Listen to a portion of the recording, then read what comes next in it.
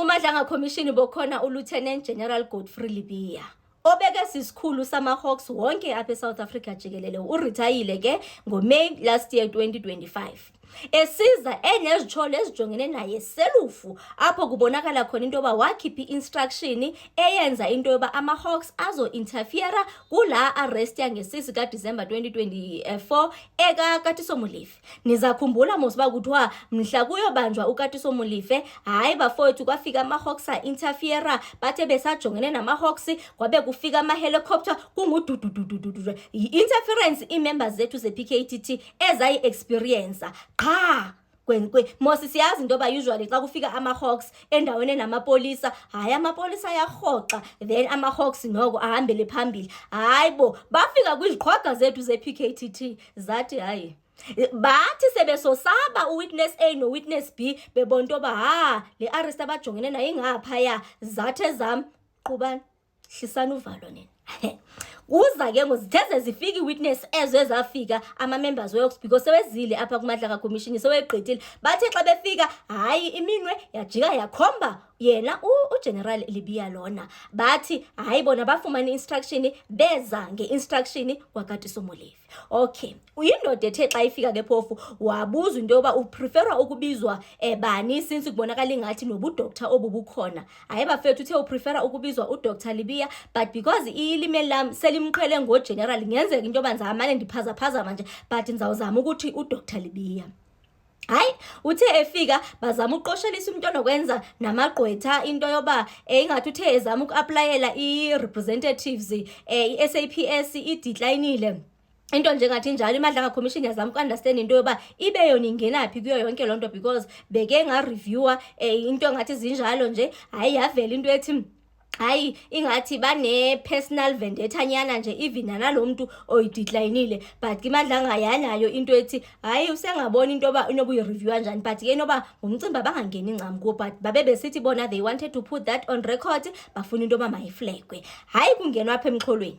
Hayi asixelela into yoba ungubani uDr Lebeya. Hayi bafethu ngumpethe owaqala apha esipoliseni le ko-1980s. Indoda ke ngudoctor kwiside lobugqwetha ne, because inoba since seke retire nje inoba uya practice as u-advocate because unobu-advocate, but ke ngudoctor. Athi into yoba waqala nini yonke lonto leyo, kube kutsho uba i-testimony yakhe ke phofu namhlanje kuzafocusa nje kwi-statement sakhe kubonakala into yoba sine 170 something pages, akazusigqiba sonke.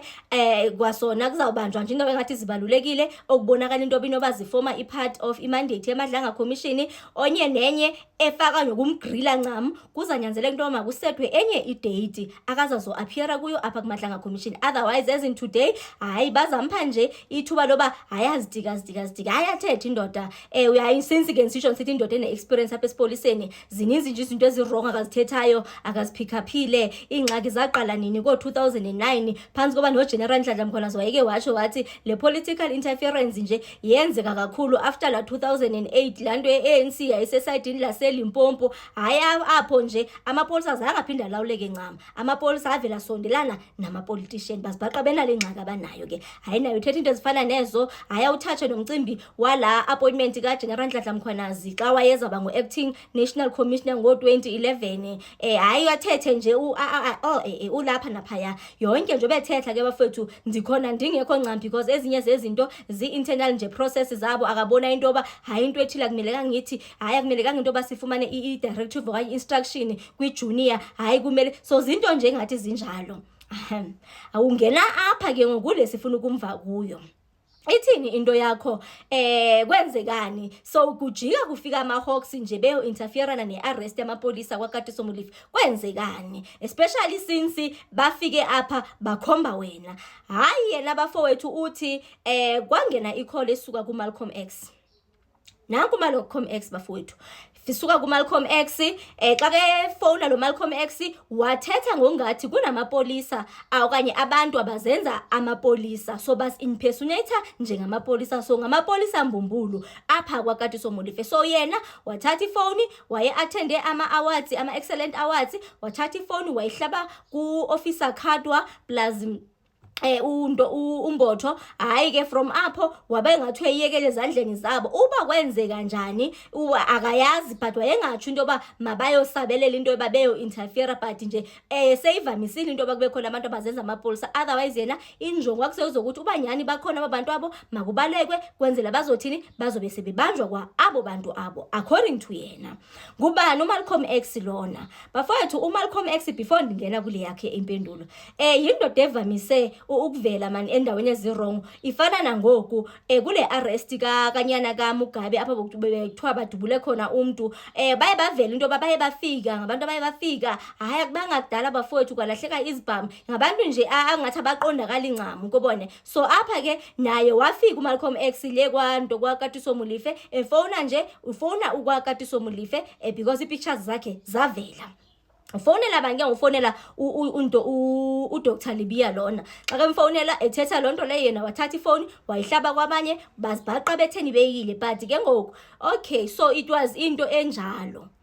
Ingabe ikhona irecord ebonisa masithi ke usesifuna ukutesta mosamanzi into yoba ingabe that was a legitimate na maybe operation le abayenza babenga protection kwaye noKatiso Molefe according to yena ingabe ikhona hayi akazi because ngumcimbi weoperation inoba yioperation engaba nento enjalo how njani ngoku because after kaloku there should be maybe ifeedback echo into yoba no bayile bafumene u1 no2 no3 kwenzeke u1 no2 no3 this is what happened because I'm sure amapolisa xa wephuma whether aya kuma arrest of kuba khona nje la ama pocket book ama OBs kuba khona nje apho kurecordwa khona but ngendlela endive ilwimi lakhe lihamba ngakhona hayi ingathi into efana naleyo ayikho ngokwazi kwakhe but ke they can find out from kwa operation side ngoba yena seke retire kufonela nje uMalcolm X lona ukwazelaphi hayi uyamazi uMalcolm X yena at some okay as for uKatiso Molefe uthi ayakazani noKatiso Molefe yena uMalcolm X lona hayi indoda akayaziyo futhi indoda pha ko 2020 is it 2023 na I think uyindoda ke yafika nase officeini yakhe yafika yazo reporta izinto thizeni but akathe ufuna ukuzidiscussa in camera so waze after uMalcolm X wafuna ukushuta naye uthe sathetha lo mcimbi wokushuta wabe eveza nobungozi balonto kamba beshuta nabantu ngoba omnye waba bantu wa end up aseke mane ehamba eziveza ngongathi usebenzela okanye urepresenta ama-Hawks baze banyanzela into mababhale into ezabenza into ezakwenza lo muntu lo into makayistophe lo nto ndaba naye futhi already into ethi kutheni kuzawubhalwa namaleta na kungavele kambe kuyobanjwa lo muntu lo because i-criminal offense lo nto leyo but nonetheless andithi akakagrilwa ngoku sazihambela nje mthebelela wathetha nje into efana naleyo so ke ngoku wabe uyamazi lo mini leyo uMalcolm X so xa seke mfonela hayi Malcolm X yindoda vele nje bese ke yazi okay so kuvamisile into yoba wena nibe like kwenzeke ngendlela okwenzeke ngayo na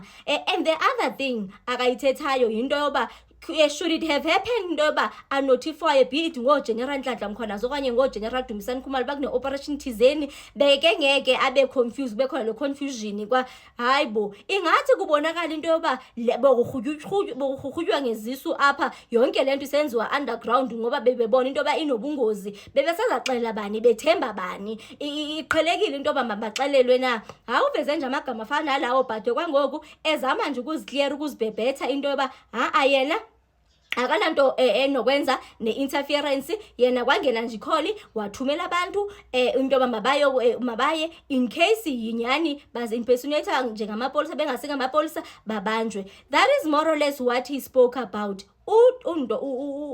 uDr Libia apha kuMadlanga Commission. So let's take this as part 1 we testimony yakhe zawubuya no part 2 when he comes back when he returns so that sizo understand xa seke grillwa into yoba kwenzekani because already kuthi xa kuscrutinize kwezi testimonies zezi witnesses ezifikile ivelile bafowethu that was a clear interference hayi futhi ngithanda into yoba ukhona nomnye officer shamafika bacelela nje uxolo waxolisa apha ke phofu simbukele kuMadlanga Commission so they did acknowledge abanye indlela izinto zenzeka wrong ngakhona apha uba ngabe izawuthi into yakhona hayi bafethu asiyazi sizamva nje into ba uzathini unto uTata Libia but ke sokhona neminye imicimbi kubonakala ngathi unama documents we crime intelligence okanye classified documents ubazifunani kuye nimzelo ngosinse ngasekho hayi bafethu andiyazi but ke ngendawo ncama andina information especially kumcimbi ngoba yena ungumuntu one classify unento i-clearance certificate unazo,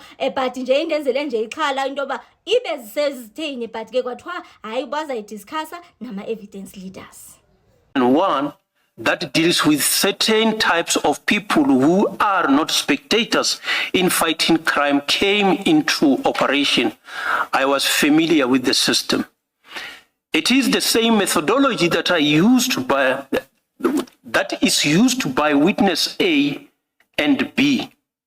These witnesses have indicated that they have acquired information from a person whose detail is saved in their phone and obtained information from an inmate. At times, this methodology could go to the extent of applying the provision of Section 205 and 252A of the Criminal Procedure Act 51 of 1977. You always open your eyes and apply this method with caution. It is for that reason that the cautionary rule will apply in dealing with their evidence. At 92, you speak about your first meeting with Mr. Malcolm X. On 18th of April 2023, Malcolm X came to my office for a reason that belonged in camera. It was my first time to meet him on his request. In the process, he also asked to take a photo, which I agreed, as most people like to take a picture with me. As I was not an undercover police official, allowing a member of the public to take pictures with me is not prohibited. There is nothing wrong with that. While several people have been taking pictures with me, I only know of one who used the picture to claim that I gave him authority to investigate cases on behalf of the Hawks. He only stopped when we enlisted the services of a senior counsel who drafted a letter that our attorney served on him to cease and desist. Just for clarity, the person that you say, I only know of one who used the picture to claim that I gave him authority to investigate cases. Is it also Malcolm X, or are you referring to a different person? It is a different person who also came to the office and did the same of taking a photo, and thereafter pretended to other individuals that I have tasked him to investigate cases on behalf of the Hawks. Thank you. 93. The fact that an individual is known by a police official does not protect that person from any law enforcement agency in case such person violates the law. We have in the past arrested individuals who had provided us potential information, and when caught en route to committing a crime, they would insinuate that the police knew about the operation. We are always alive to the possibility of double briefing, debriefing. A user of this methodology must always be on the alert. Page 71, paragraph 94. On the 23rd of October 2023, Malcolm X was arrested by the Serious Corruption Investigation of Head Office DPCI, together with Warrant Officer Desmond Campbell, Gegana 52 of Crime Intelligence, Warrant Officer James... You don't have to read the ages, it's fine. Warrant Officer James Sekaulelo of K9 Doc Unit, and Sergeant Raymond Mpua Mogaile of K9 Doc Unit. The component that effected arrest is based at head office of the DPCI, and I was the national head of the DPCI at the time. In whatever capacity he may have known me, it does not prevent members from doing their work, as we have all taken an oath of office in terms of Section 17E, subsection 10 of the South African Police Service Act. 95. On 6th of December 2024, Malcolm X, who is a member of the public, phoned me to alert me that there are people who claims to be from the Hawks and to have been sent by me to an address in Sandton. I knew that I had not sent any member there. I took it that in case there were people who claimed to have been sent by me, they would be imposters. Knowing the scenario painted about impersonators, I had to ensure that action is taken to verify the information and, in case of impersonators, effect an arrest. In case of legitimate members, confirm as such and allow them to continue. A reasonable senior manager in my shoes would have reacted the same way. Indeed, the team verified that the people were police officials, but not hawks, and they allowed the team to proceed without disturbances.